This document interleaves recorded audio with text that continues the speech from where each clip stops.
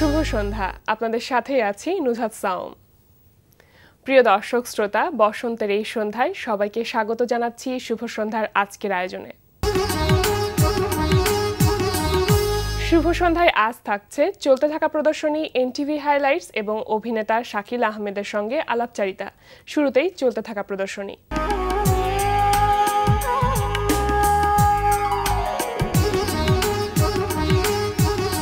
প্রথমেই জানিয়ে দিচ্ছি চলতে থাকা প্রদর্শনীর সময়সূচি। গুলশান বেঙ্গল আর্ট লাউঞ্জে অনুষ্ঠিত হচ্ছে দ্য ইনভিজিবলাস স্ট্রিট আর্ট প্রদর্শনী। দুপুর 12টা থেকে রাত 8টা এই সময় প্রদর্শনী চলবে 9 এপ্রিল পর্যন্ত। এবার এনটিভি হাইলাইটস।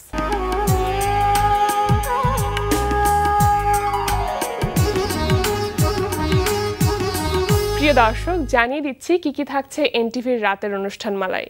সন্ধ্যা 6:45 থাকছে শিশুতোষ নাটক জিনের বাদশাহ সরফরাজ। আমি আদেশ করব?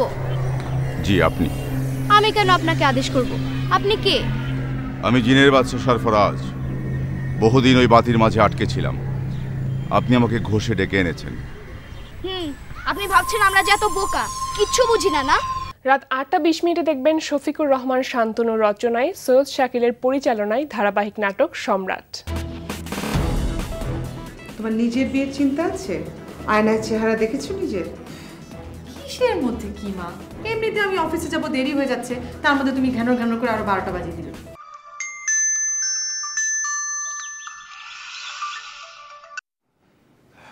হ্যালো। হ্যালো, বেশি রাত করে ফেললাম নাকি? না না, এটা তো আমাদের জন্য সন্ধ্যা। আমি আসলে আপনার প্রস্তাবটা নিয়ে ভাবছিলাম। রাত 9টায় প্রচার হবে একক নাটক অপেক্ষা।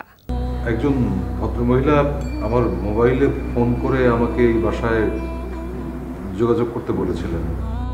যদি বলি একটা অদৃশ্য আস্ত তোমাকে আমি ধারণ করে আছি। রাত 11:15 দেখবেন ওয়াহিদা রাজ্জাক মিশার প্রযোজনায় অনুষ্ঠান নিউজ ইনসাইট।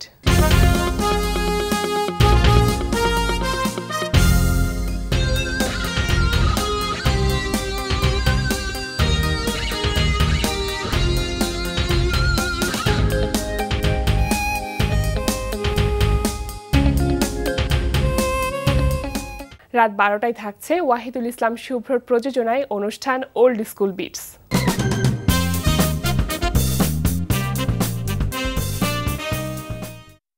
এই ছিল এনটিভির অনুষ্ঠানমালার হাইলাইটস।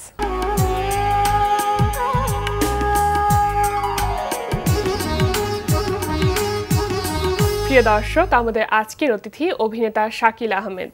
চলুন কথা বলি তার সঙ্গে। শুভ সন্ধ্যা। শুভ সন্ধ্যা। কেমন আছেন? ভালো। অভিনয়ের সাথে জড়িয়ে আছেন ওতপ্রোতভাবে অনেক দিন আগে থেকে, তো বর্তমান সময়ে অভিনয় নিয়ে আসলে কি ধরনের ব্যস্ততা চলছে আপনার, সেটা সম্পর্কে একটু শুনি। ব্যস্ততা তো আছেই, যেহেতু এটাই আমার পেশা। ছবি করলাম আর টেলিভিশন কাজ তো করছি, মঞ্চের নতুন নাটকের কাজ হচ্ছে, ব্যস্ততার মাঝখানে আছি। চলচ্চিত্রের কথা যেহেতু বলছিলেন, তো সে প্রসঙ্গে বলতে চাই যে 5টি চলচ্চিত্র ইতিমধ্যে মুক্তি পেয়েছে আপনার, সেগুলো সম্পর্কে একটু শুনি। সর্বশেষ যেটা মুক্তি পেল আমার, সেটা হচ্ছে এটা আনিসুল হকের উপন্যাস অবলম্বনে শাহ আলম কিরণ, একটা অনুদানপ্রাপ্ত ছবি। আচ্ছা। 71-এর মা জননী। এখানে আমি পাকিস্তানি মেজর সাকলাইনের ক্যারেক্টারটা করেছি। এটা 16ই ডিসেম্বরে আমাদের ওয়ার্ল্ড টিভি প্রিমিয়ার হয়েছে চ্যানেল আইতে। 25 তারিখ থেকে মুভি থিয়েটারে চললো। সেক্ষেত্রে দর্শকদের কাছ থেকে কি ধরনের সাড়া পাচ্ছেন? আসলে দর্শকদের কাছ থেকে সাড়া মানে আমাদের এই ধরনের চলচ্চিত্রগুলো সিনেমা হল, মুভি থিয়েটারগুলোতে খুব খুব কম চলে, মানে এটা সত্য কথা। খুব দুঃখজনক হলেও কিন্তু কথাটি সত্য, দুঃখজনক হলেও সত্য, কারণ থিয়েটার হলগুলোতে ডিস্ট্রিবিউটররা যে ধরনের তাদের যে ডিমান্ডটা থাকে, সেই ডিমান্ডগুলো আমাদের এই চলচ্চিত্রগুলো ফুলফিল করতে পারে না। বাট চলচ্চিত্রটা, এটা একটা স্পেশালিটি আছে, এটা বোধহয় বাংলাদেশের শেষ 35 মিলিমিটারে তৈরি করা ছবি হবে, এবং মাহফুজুর রহমান সাহেব, উনি অনেক নামকরা একজন চিত্রগ্রাহক, উনি এটার সিনেমাটোগ্রাফি করেছেন। এবং ছবিটা আমার কাছে, আমার ছবি দেখে না, ছবিটার গল্প, ছবিটার মেকিং অসাধারণ একটা কাজ হয়েছে। তো আপনি ছাড়া এখানে কো-আর্টিস্ট আর কে কে আছেন? এখানে আছে, এখানে আসলে মূলত 3টা চরিত্র প্রধান, সেটা হচ্ছে যে আমি যেটা করেছি মেজর সাকলাইন, জমিলা এটা করেছে আমাদের নিপুণ, আরেকটা রাজাকার যে ক্যারেক্টারটা করেছে ওটা মোহাম্মদ মোর্শেদ, আমাদের মোহাম্মদ মোর্শেদ করেছে। আচ্ছা, আপনি বলছেন 6টি চলচ্চিত্রের কথা, তো এটি তো গেল একটি চলচ্চিত্রের কথা, বাকি 5টির নামগুলো একটু শুনি। আমার প্রথম ছবিটা হচ্ছে যে শহর চোরাবালি, তারপরের ছবি হচ্ছে ও আমার দেশের মাটি, তারপরে ছবি হচ্ছে উধাও। এটা একটা বাংলাদেশের ছেলে, ও নিউ ইয়র্ক ফিল্ম একাডেমি থেকে পড়াশোনা করেছিল, উধাও ছবিটা। তারপরের ছবিটা হচ্ছে দেশা দ্য লিডার, তারপর একটা হচ্ছে অনেক স্বাদের ময়না। এই তো। আচ্ছা, চরিত্রগুলো আসলে এই যে এতগুলো চলচ্চিত্রে কাজ করেছেন, তো চরিত্রগুলো বাছাইয়ের ক্ষেত্রে আসলে কি ধরনের বিষয়গুলোকে আপনি গুরুত্ব দেন? এর মাঝখানে একটা ছবিতে শুধু আমি একটু অন্যরকম ক্যারেক্টার করেছি, যেটা হচ্ছে দেশা দ্য লিডার, যে ছবিতে আমাদের শ্রদ্ধেয় তারেক ভাই এবার ন্যাশনাল অ্যাওয়ার্ড পেয়েছে মূল নেগেটিভ চরিত্রে। ওটাতে আমি একটু অন্যরকম চরিত্র, আর বাদ বাকি সবগুলোতে খল চরিত্র যেটা বলতে পারি নেগেটিভ ক্যারেক্টার করেছি আমি, মূল নেগেটিভ ক্যারেক্টারগুলো করেছি সবগুলোতে। নেগেটিভ ক্যারেক্টারে কি ডিরেক্টররা আপনাকে সিলেক্ট করে, নাকি আপনি নিজে থেকেই নেগেটিভ ক্যারেক্টারগুলোর প্রতি কোনো রকম গুরুত্ব দেন বা করতে ভালো লাগে? না, আমার তো চুজ করার এখনো ক্ষমতা হয়নি যে আমি চুজ করে নেব। এটা আসলে ডিরেক্টররা আমাকে সিলেকশন করেই ওই চরিত্রের জন্য ডেকেছে। কেন ডেকেছে জানি না, ওনাদের হয়তো মনে হয়েছে যে আমি চরিত্রটা ভালো করতে পারবো, এই জন্য তারা ডেকেছে। আর আলটিমেটলি আমি বলতে চাই যে আসলে চরিত্রায়ন যে বিষয়টা, ক্যারেক্টারাইজেশন যে বিষয়টা, সেটা আমাদের যে হিরো নায়ক হিরোইটিক যে কিছু ব্যাপারগুলো আছে সেটা দেখা যায় যে আসলে কমন সব কিছুতেই। আর চরিত্রায়নের ক্ষেত্রে, ক্যারেক্টারাইজেশনের ক্ষেত্রে আসলে আমাদের এই নেগেটিভ ক্যারেক্টারগুলোতে অনেক কিছু করার থাকে। আমাদের সীমাবদ্ধতার অভিনয়ের জায়গাটা বেশি থাকে, আমাদের সীমাবদ্ধতার মাঝখানে আমরা যতটা করতে পারি। তো সেক্ষেত্রে চরিত্র যখন একটি চরিত্রকে ফুটিয়ে তোলার কথা চিন্তা করা হয়, সেক্ষেত্রে আপনার প্রস্তুতিটা কেমন থাকে? আমি তো থিয়েটার করা মানুষ, সেক্ষেত্রে আমি চরিত্র নিয়ে একটু ভেবে চিন্তেই কাজটা করার চেষ্টা করি।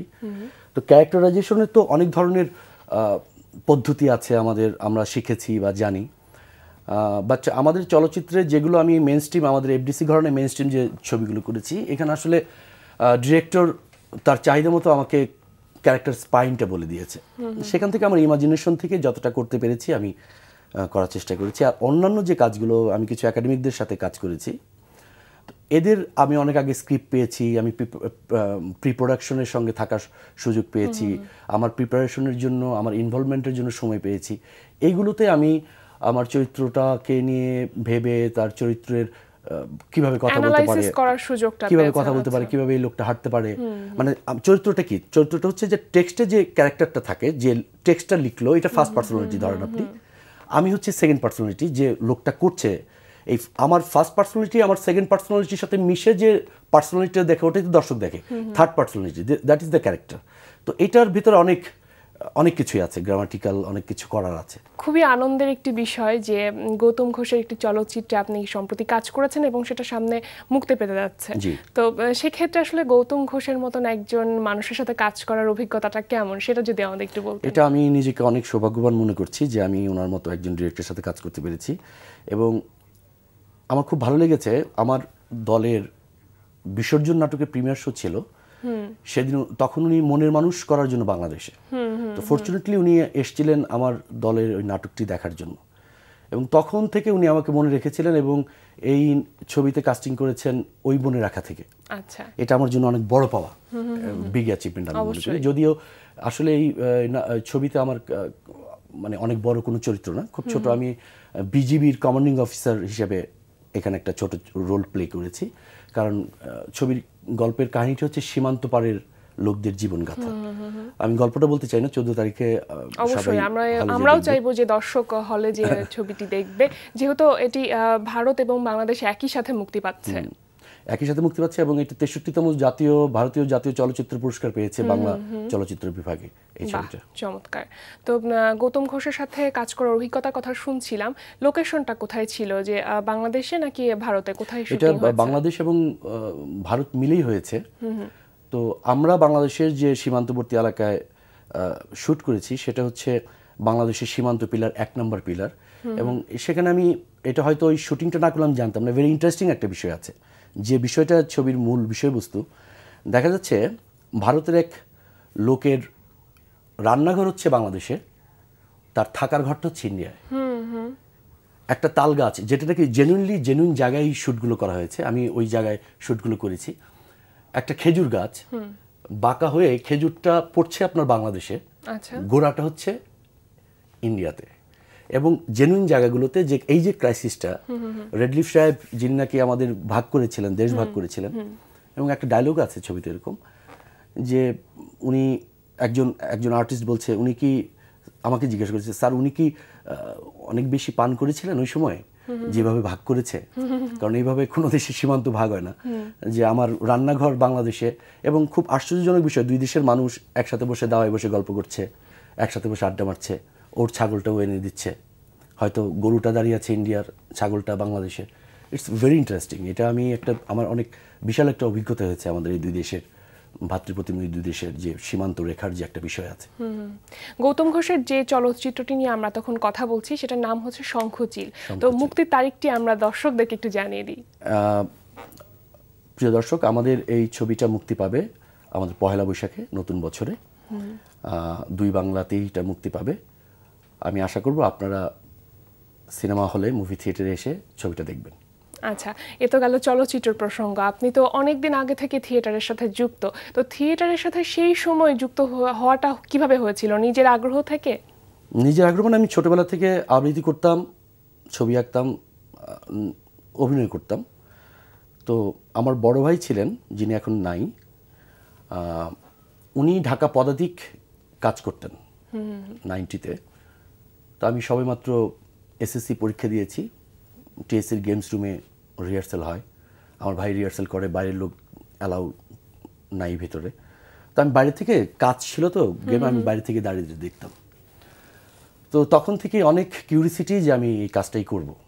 এবং ফরচুনেটলি তখন পদাতিকটা ভেঙে আমাদের প্রয়াত জনাব এস.এম. সোলাইমান সাহেব নতুন একটা দল করেন, অন্য দল নামে। আচ্ছা। তো আমার বড় ভাই ওই দলের সাথে মুভ করে, সোলাইমান ভাইয়ের সাথে, এবং সেই সুবাদে আমি ওই নতুন দলে ফাউন্ডার মেম্বার হিসেবে জয়েন করি। এবং কাজ 90 শেষ দিকে, 91-এর প্রথম থেকে আমি ঢাকাতে থিয়েটার করা শুরু করি আর কি। এতগুলো ভালো ভালো চরিত্রে কাজ করার পর যখন নিজের একটি দল গঠন করলেন বা শুরু করলেন, দলটির নাম ছিল হচ্ছে দশরূপক। তো সেই দলটি এখন কোন পর্যায়ে আছে বা চলতি প্রযোজনাগুলো কি কি? দলটা গঠন করি আমি 11-তে। এটা হচ্ছে আমি সিএটিতে কাজ শেষ, মানে সিএটি কুইট করার পর, সিএটি ছেড়ে দেওয়ার পর আমার জাপানি একটা ইফসেন পারফরমেন্স গ্রুপ, ওরা আমাকে 9 মাসের জন্য একটা কাজের জন্য নিয়েছিল। তো ওখানে আমি 3টা ইফসেনের নাটকের সাথে, ওদের সাথে শেয়ারিং একটা কাজের সাথে ইনভলভ ছিলাম। ওই কাজটা শেষ করে বাংলাদেশে এসে আমি ফিল করি আসলে যে আমি যে ধরনের চরিত্র করতে চাই, যে ধরনের নাটক করতে চাই, আসলে দল করা তো সবার সাথে শেয়ারিং করা বা সবারটা নিয়ে করা। তো আমি আমার জায়গা থেকে চিন্তা করলাম যে আসলে আমার নিজের মতো করে কাজ করা উচিত। সেই জায়গা থেকে আমি দলটা গঠন করি এবং আমার দলের নাম দশরূপক। আমি প্রথম কাজ করি রবীন্দ্রনাথের বিসর্জন। আচ্ছা। আমার এখন নতুন একটা নাটকের কাজ চলছে, বাট আমার যেটা রানিং প্রোডাকশন সেটা হচ্ছে রবীন্দ্রনাথ ঠাকুরের বিসর্জন। ওটাতে আমি রঘুপতি ক্যারেক্টারটা করি। দলটির বিশেষত্ব কি এটাই যে এখানে রবীন্দ্রনাথের নাটকগুলো নিয়ে কাজ করা হয়? দলের কোনো বিশেষত্ব নেই। দলটা বিশেষত্ব এই যে আমরা ভালো কাজ করার চেষ্টা করছি। আমাদের প্রথম নাটকের ডিরেক্টর হচ্ছেন নাইলা আজাদ নূপুর। উনি বাংলাদেশে একসময় বিখ্যাত অভিনেত্রী ছিলেন। উনি আমেরিকাতে নাটকের উপর পড়াশোনা করে এসেছেন। উনি আমার দলের আর্টিস্টিক ডিরেক্টর এবং উনি প্রথমে নাটকটা ডিরেকশন দেন। আমি চাচ্ছি যে যেহেতু আমি সিএটিতে প্রফেশনালি থিয়েটারটা করেছি, প্রফেশনাল যদিও আমার একটা group theatre, not professional theatre, but কোয়ালিটির জায়গাটা আমি প্রফেশনালিজমটাকে জায়গাটা দাঁড় করতে চাই, নাটকের কোয়ালিটি, নাটকের সমস্ত কার্যকলাপের জায়গায়।